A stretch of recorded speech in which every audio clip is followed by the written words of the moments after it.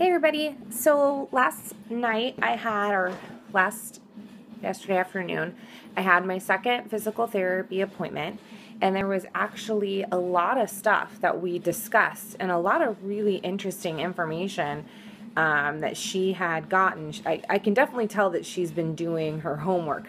She is a pelvic floor physical therapist specialist, but she said that this is a condition that she's heard of, but she's never been able to treat. So, as much as she's, knowledgeable, she's still learning how to treat this. So she's been, really blew me away. She went to so many different people over the last week and was just trying to gain information from other people who have dealt with this, and even from just different realms of medicine, I guess, you know what I mean? Like, they weren't all physical therapists. She went and talked to a massage therapist. She was talking to people that are dealing with other types of conditions that cause dramatic swelling, like with cancer patients and things like that, and how to find ways to, get the blood flow working again.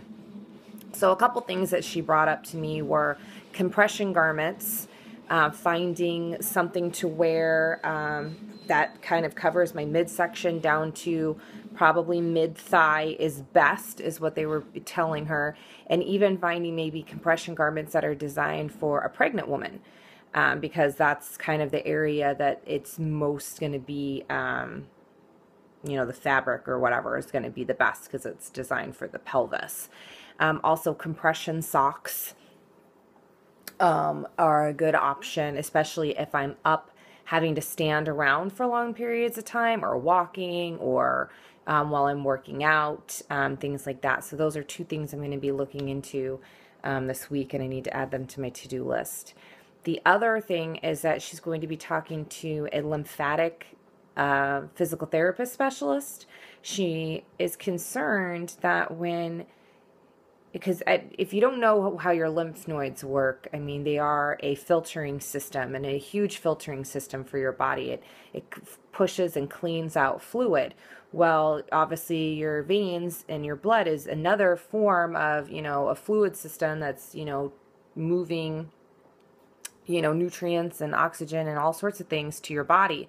Well, when you have a compression in one area, or an area that's not circulating properly, that's also going to affect the lymph system. And so she's feeling that this is probably why there's a lot of other secondary symptoms that I'm having, or other issues that I'm having, where I'm feeling really sick a lot of the time, or I'm feeling really just like I'll get a lot of colds. Last year I was really prone to sinus infections. I was getting them like crazy. And actually, when I was researching poor or sluggish lymphatic systems, that was actually one of the problems, is people tend to get a lot of sinus infections and just colds in general. But also the amount of swelling that I have, she feels is probably not even just a backup of the blood flow, but a lymph flow. So when I was telling her, I was like, yeah, it's really like, it's disheartening when you're working out and you're trying to eat well, and you see the scale going the complete opposite direction. I mean, I'm a good, well over 10 pounds heavier than I normally am. I've put on well over 10 pounds in the last several months. Now, I know, holiday weight and stuff like that, but I've never gained like this before. This is definitely very uncommon for me, especially when I'm, for the most part, eating well. And I mean, especially like right now, the last several weeks, I have been really on point with my nutrition. I am really, really cleaning up my meals and really making sure that I'm eating what I should be. And the scale hasn't gone down. It keeps going. It went down once. I shouldn't say that. It did go down a little bit, and my inches have kind of gone down, but I mean, it not like I'm used to seeing. And this morning again, it actually jumped back up again, even more than it was. And she feels that that has to do with my poor lymphatic system, that I'm actually probably carrying a good 10 pounds of water weight that's just not being able to flush itself out from my system because of really poor circulation, which is then affecting poor circulation with my lymph nodes, and causing issues. So she's talking to them about, I'm going to go see a lymphatic specialist and have them basically start like getting my lymph nodes working and draining those. So we'll see. She's going to call me back and see if I can get in to be seen with them. They're usually backed up with cancer patients because that's typically who they see. And then what else was there? Oh, I'm supposed to be tracking things. I'm supposed to be measuring my stomach through the day to see how my swelling changes from morning until night. I'm going to be also tracking, sorry, my nose is like running or something. I'm supposed to be tracking, my scale gives me body fat percentage. How accurate it is, who knows? But we're going to try to be measuring body fat percentage because that is also going to be showing, she was saying if there's different weird things going on, that then she could see if whether or not the weight that I'm gaining is necessarily, is it fat or is it really water weight like she's suspecting because of my slow circulation and lymph node issues. So, and then what else was there? I think that, oh, and I'm supposed to be adding in some lifting. Again, I have been kind of not lifting as much. I wanted to talk to the physical therapist about it and see their suggestions. Now I am been cleared to go back to lifting weights, but I need to do it at a much lower level than I am used to, which is going to be really hard. Upper body is one thing because I've got like, I always joke around, I've got like chicken arms, I've got like really puny arms. I don't think I'll ever get like, I could never get like big, real bulky arms.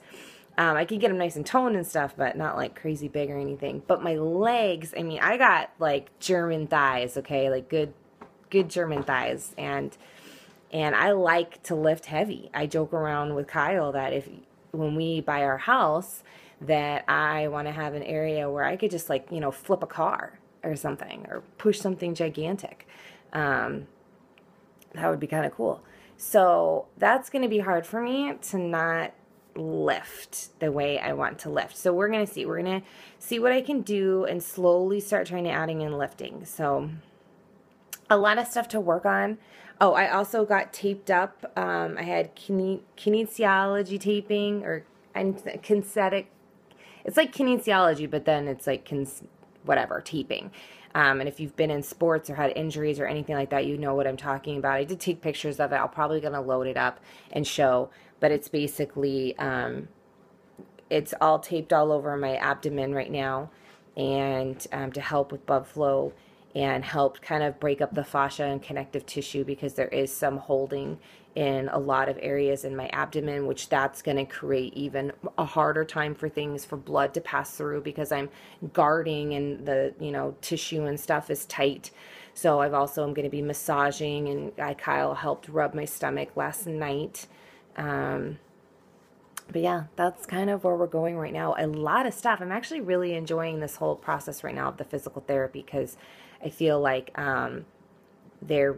she's really thinking outside the box, and she's really coming up with a lot of different things to try to help, not just, you know, put a Band-Aid, or, you know, she's like really trying to like get things moving again and getting my body functioning again and feeling like normal again. And I really love her. And she was so sweet too. She was like, if you find that somebody else knows way more than me, by all means, go see them and have them like help you.